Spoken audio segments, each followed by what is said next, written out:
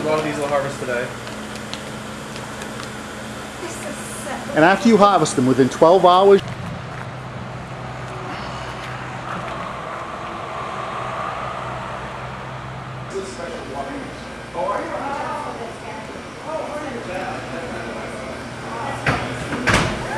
the bags that are already stuffed with that are already inoculated. Oh. So when we first started out, we were doing it from in a sterile lab. We had a petri dish to and it took 6 weeks. Plus, It's not cost effective for the scale around. once you stuff the bags, they have to sit at 80 degrees for 2 weeks. So we would need an entire new facility just to incubate the bags. Never mind the cost. So that's a whole nother part of this. So you've got that first part that's coming into you. Right. And then you're the grower. Something that actually we'd like to do in Rhode Island. We'd like to partner with somebody or work with somebody where we can start making our own bags. But the equipment is very expensive. Yeah, so those bags that we saw in the cooler Those came from Pennsylvania. are already seeded. They're already seeded, and they've already been at 80 degrees for 2 weeks.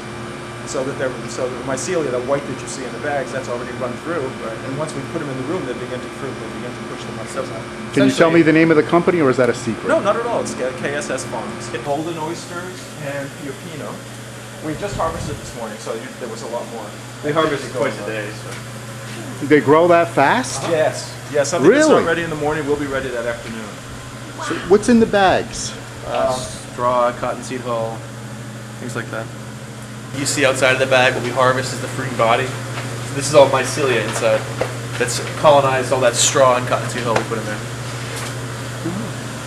Great. These will look great in the bag. Wonderful. Thank you. Yeah, mycelia is if you ever dig up the ground, that white stuff into the ground. That's mycelia. Those are actually mushrooms. That's actually a mushroom that's growing there. And these are our golden oyster mushrooms. Yep. These will be harvested. A lot of these will harvest today. And after you harvest them, within 12 hours, you'll have another harvest? No. Oh. No. For instance, like, like this guy, tomorrow morning will be ready to pick. So like what happens, they grow so fast that like you'll see there's like other ones here. Like you see these little bulbs here. In 4 days that'll be ready. But the problem is they don't all come at once, so they come in different, in flushes they're called. So like some will be ready on the same bag this morning, in the same bag they'll be more later that day, and the next day, So about 4 days to harvest. And these are our Pupino down here. Yeah. The chair told me they need about 12 hours of daylight or white. Yes. Yes. Once they start fruiting, they need 12 hours of light. Because if you think about it, the organism actually lives under the ground in the forest. And once it starts putting the fruit up, the fruit is attracted to the light. So that's what's happening here. These will be ready. These will harvest by the end of the day today. They're just on the edge. So how many farmers markets do you do? Right now we're doing 5. Really? Actually 6. We just went up to Cambridge and right outside of Boston this past weekend. This summer we'll be probably doing 12 to 14. Just with this one greenhouse? Wow. Just the the one one greenhouse. We can produce in this greenhouse we can produce about 1,000 to 2. We're not quite sure yet. Maybe 1,500 to 2,000 pounds of mushrooms a week. Wow. Yeah. Yeah. Yeah. So we need to. We're nowhere near capacity now. Yeah. So. We can produce a lot more. And we've been we're coming up on our 1-year anniversary next month rather. Now are you in with a bunch of the area restaurants? That's primarily who we sell to. About 80% of our business is to restaurants. As a matter of fact, tomorrow we're going up to Boston to try our luck up there. Yeah. I'm sure you're going to do wonderful.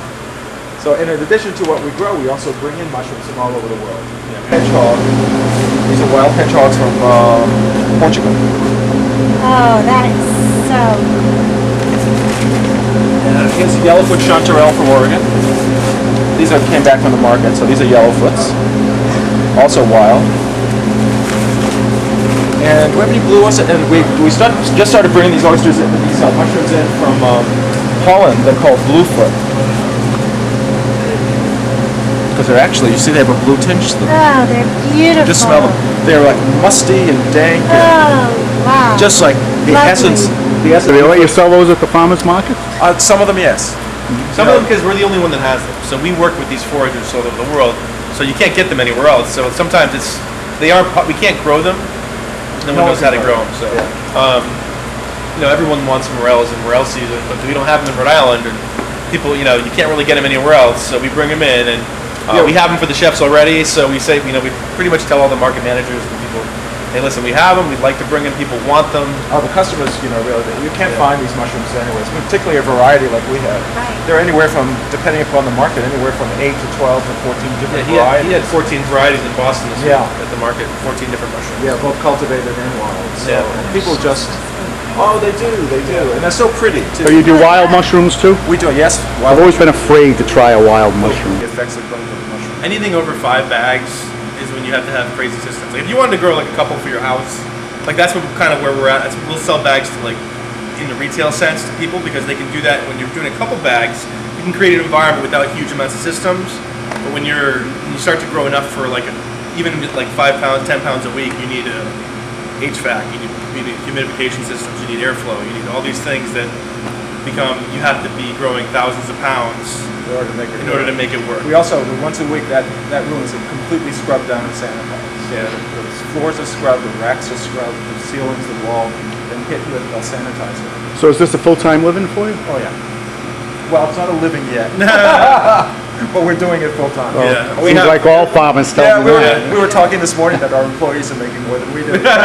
We have 5 employees now, and it's like, Yeah, I'm sure it is. I'm sure it is. But we're happy to pay them. They're part of the reason that we're so successful. right. Alright, So we actually go through so much sauce that like every week this whole rack is full, and then every week it's gone. So we can't keep up with the sauce demand. Yeah, the sauce has become very popular. So as we were saying earlier, what we do is we take all of the mushrooms that are left over that it's not pretty enough for the chefs essentially. And rather than throw them out, we take them and bring them to Sweetberry Farm where Steve Corey from Corey's Kitchen makes these value-added products for us. So we've got a roasted mushroom ragu, a mushroom provençal simmer sauce, a mushroom fra diavolo that has a little kick to it, a Moroccan simmer sauce, and a roasted mushroom romesco that also has the addition of ground almonds. So we take all of these and we offer them to our customers at the farmers markets. So they're great for pasta, some of them are great for poaching fish and meat, chicken in. So all different kinds of uses. One of my favorite things to do is to take the roasted mushroom ragu that has golden blue oyster mushrooms in it. You take a half a jar of this, a little dollop of white wine, and a couple of pounds of mussels, and let the mussels steam in the sauce. And absolutely delicious.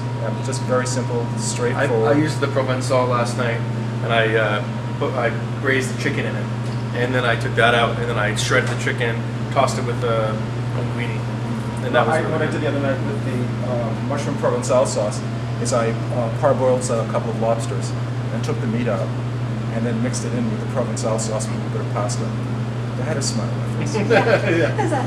We're lucky we have all these sauces. We get a lot of So here, please take these home and enjoy Oh, them. thank Yeah, you. give them a shot. Oh, thank you.